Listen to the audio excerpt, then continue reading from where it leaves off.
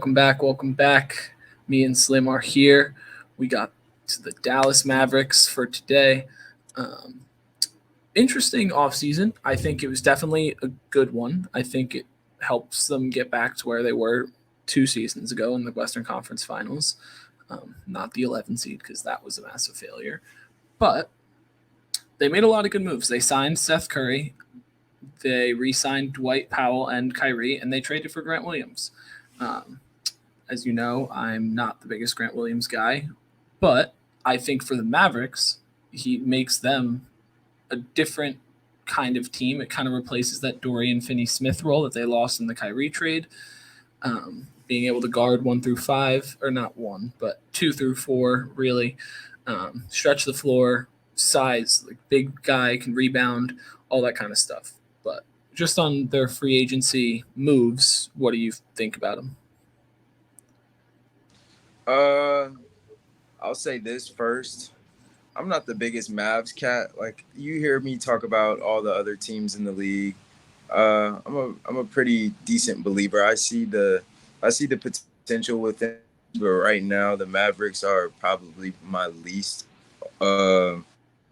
like Team you're high potential on? seeing on the list. But yeah, but like Seth Curry's always a great addition to any team that he steps on the floor, provides that spark shooting, can easily give you 15, 17, which matters. And then I think Grant Williams is a similar type of player that can give you 15, 17, maybe even 20 spark shooting from the corner, but knows how to move well in regards to moving off of the ball to set up, other players like a Seth Curry or maybe a Kyrie Irving. I know Kyrie Irving is more ball dominant, but knows how to space the floor in order to get, guys the best looks, or have whoever's handling the ball, to see the guys best on the floor. And I think that's what Dallas, needs. And then having some solidarity. I think that they're a decent team. I think that they're just missing a big, if you will. Pause. Yeah. Well, we're going to get into that later. Obviously, there's possible Karl-Anthony Towns rumors. We'll get into that later in the video. But just in the free agency aspect of the Mavericks, I think you made solid moves. I think you had to re-sign Kyrie. You can't give up what you gave up and not re-sign him. I think you have to try and make this work for at least this year. I know the results were not what anyone was really expecting, because they were. I mean, everyone knew they were going to be bad defensively, not as bad as they were. If I'm not mistaken, they were the worst defensive team in the league after, or definitely bottom 5 after the Kyrie trade. But I think offensively, you could see the potential. I just think Kyrie and Luka have to figure it out a little bit, and that's for 2 guys that have the ball and as dynamic as they both are. I think that takes time, and I think this season, the beginning, the first 20 games or so, you're going to figure it out, and then the Mavs will be back to where they were in that 4 seed range. Hold your horses. Are you seriously enjoying this fire content without liking, commenting, and subscribing? We're glad you're here at This or That NBA podcast. We want you to stick around. It's easiest to do that by liking, commenting, and subscribing. It's free. It takes 1 second, and we really appreciate it. Thanks for your time. But Grant Williams adds that extra element of spacing, defense, rebounding that they kind of desperately needed because they don't have the prototypical huge big. Like Dwight Powell's strong, but he's not super tall. He can leap, but he's good defensively. But I feel like you kind of want that bigger guy. Obviously, they like to run a lot of 5 out or 4 out, 1 in, which Dwight Powell works for the 4 out, 1 in, but not for the 5 out. And that's where you kind of saw the difference with Christian Wood last year, where he was playing that outside kind of guy in the 5 out because he could stretch the floor. If you're the Mavs, you don't really have that option now. You've tried it, and I don't think it worked. You had Porzingis, and you had Christian Wood. So that didn't really work. I think you have to try and figure something else out. But I like the direction. I think it has a chance. And I think if you're the Mavs, you're kind of relying on a couple guys to take the next step. A guy like a Josh Green, a guy like a Hardy. Those 2 guys have to kind of take those next steps and get into that 10-point per game kind of range. Hardy can ball. Yeah. He's a guy that a lot of Mavs fans are definitely excited about. I think you saw a lot of promises. I think he can take that next step. And if him and Josh Green can both get to over 10 points a game, 12, 15, I think that really, really helps them. And also, they can both defend. Josh Green, especially, can definitely defend. He's got a strong build. He's like 6'6". Like, he can guard multiple positions. He can shoot it in limited quantities. But those are two guys that you kind of need to take that next step in order for the Mavs to get back to where they were. If you think about their Western Conference Finals run, they went and they had Spencer Dinwiddie giving buckets. They had other guys be able to score, and it wasn't just Luka scoring 45. It was also switchable defense, switching 1 through 5, help, all that kind of stuff. So I think if you're the Mavs, that's kind of what you need, and I think you got part of that now. Obviously, there's the trade rumors going around with Karl-Anthony Towns just because Minnesota just doesn't seem to be able to work it out, and you can't really trade Rudy Gobert because you're going to get back a quarter, if not less, of what you traded for him. So the only option is you either trade Anthony Edwards, and Minnesota isn't that dumb, so I don't know why they would do that. So you trade Karl-Anthony Towns. If you give up 2 first-round picks for that, so be it. But you get a guy that's a bona fide big, can rebound, and can stretch the floor. So you get the stretching the floor that the Mavericks seem to always want. You get the rebounding that you kind of want, and you want the guy that's not going to clog the lane. And I think that's what the Mavericks have kind of been hunting for without directly getting it in the all-star caliber form. I was just touching on the Karl-Anthony Towns stuff. I was saying how if that ends up happening and you have to give up 2 more first-round picks, like, so be it. You have Luka, you have Kyrie. This is the time you kind of got to make a move. But I was saying how it kind of fills what the Mavs want, which is the 3-point shooting. And from the big position, I don't know if I totally agree with it, but if that's the direction they want to go, you get that big shooting, and you also get the rebound. You have a bona fide 7-footer in there now. He can also block shots. He's not the best defender, but he can block shots. But what would you think if they made a trade for, say, Hardy, 2 first-round picks, and some other guy on the roster? I love that for Minnesota. No way. Really? I'm not the biggest cat guy. And, I'm not the biggest cat guy either, but Georgia native, always got to support Anthony Edwards. But I like the squad that they have over there in Minnesota. Nas Reed, Prince. You got plenty of guys over there that can hoop, and I just know that I want Ant to succeed, and I think that Cat is kind of getting in the way of that, and adding Hardy next to Ant. I'm big on Hardy. Pause.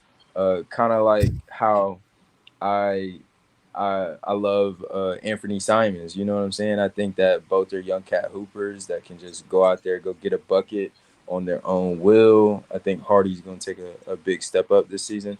But if I'm Dallas, I figured they would make that move.